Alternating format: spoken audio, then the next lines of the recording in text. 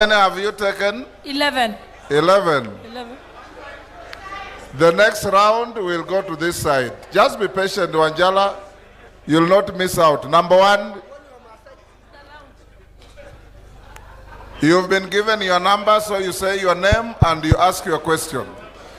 Thank you, Honorable Speaker. My name is Kimani ichungwa. Order, members.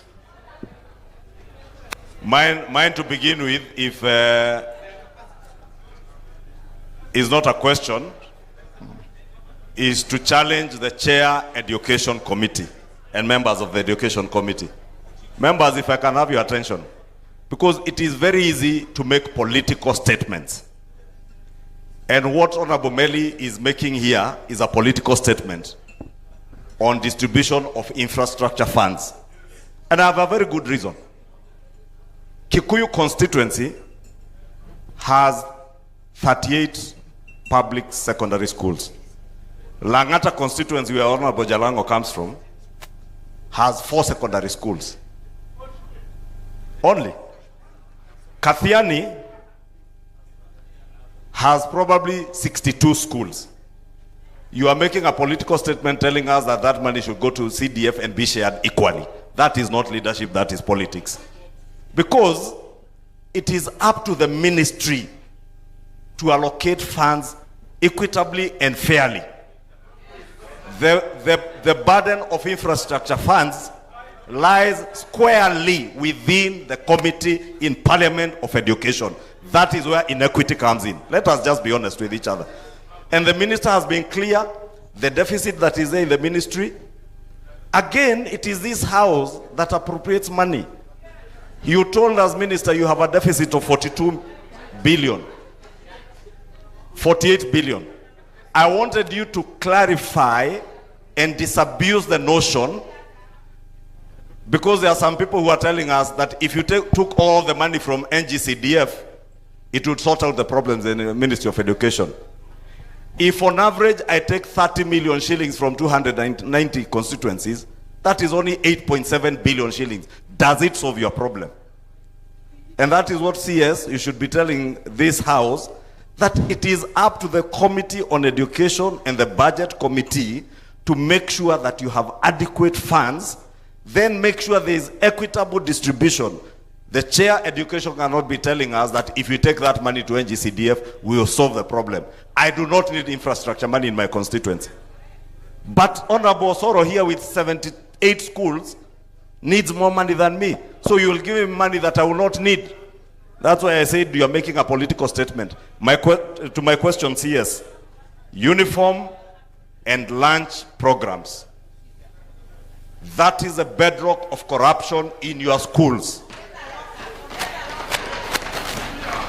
And another thing you call desks and lockers. We provide desks through NGCDF. Last week I went to a school in my constituency that has only 189 students. That school has 28 teachers. I had given them 150 desks through NGCDF a year ago. They were asking me for another 50 desks. And I told them I will not give you unless you show me a grade 9 student who went home with a desk. The desks are lumped up in a store somewhere. You give those teachers money for maintenance, they don't use that money and nobody takes note of it. You do not have school inspectors who are doing anything on the ground. It is these members of parliament who have become school inspectors, and you should not subject members of parliament to become school inspectors. The same rationalization you're talking about with TSC. Let me tell you, CS,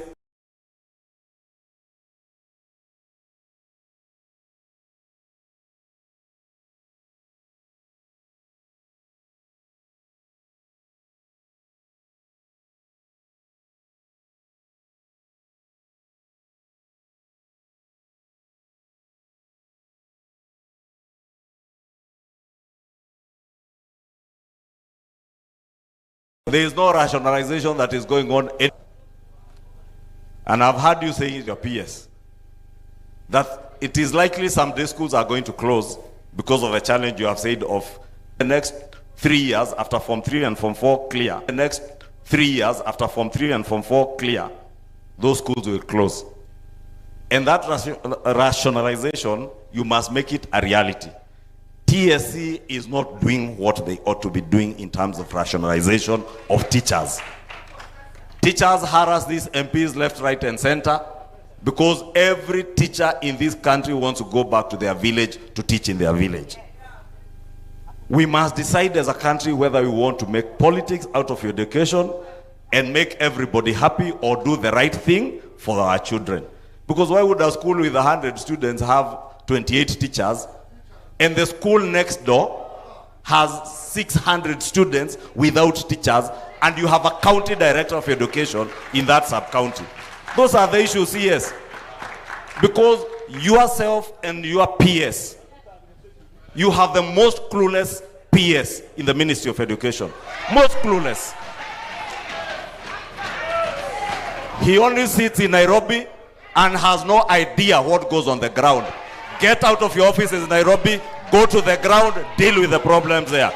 Then challenge this house, then to get the 48 billion shillings for you from the budget, and we'll deal with the problem once and for all. Otherwise, what we are doing here now is dancing around issues.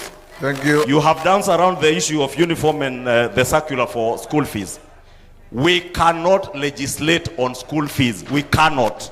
You cannot put school fees in a statute. What you should do is tomorrow, CS, you have the powers as a cabinet secretary to gazette. Go and gazette the school fees that ought to be there.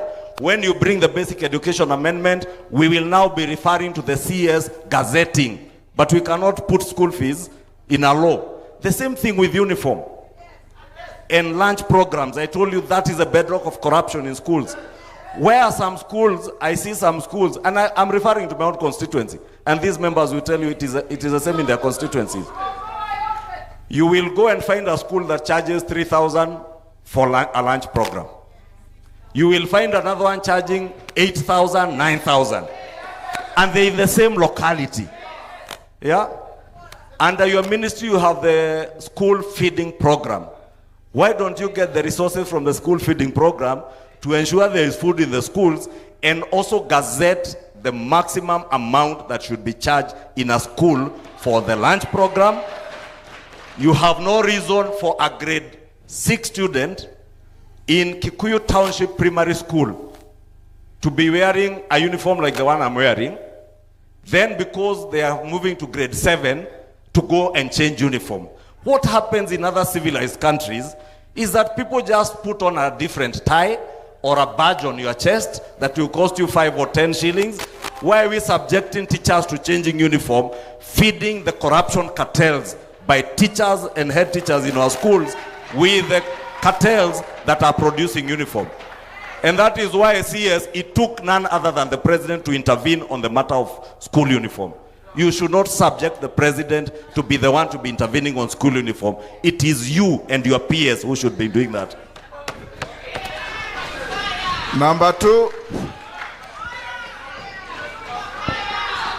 Thank you. Order. Thank you. I gave your leader a latitude to make that positive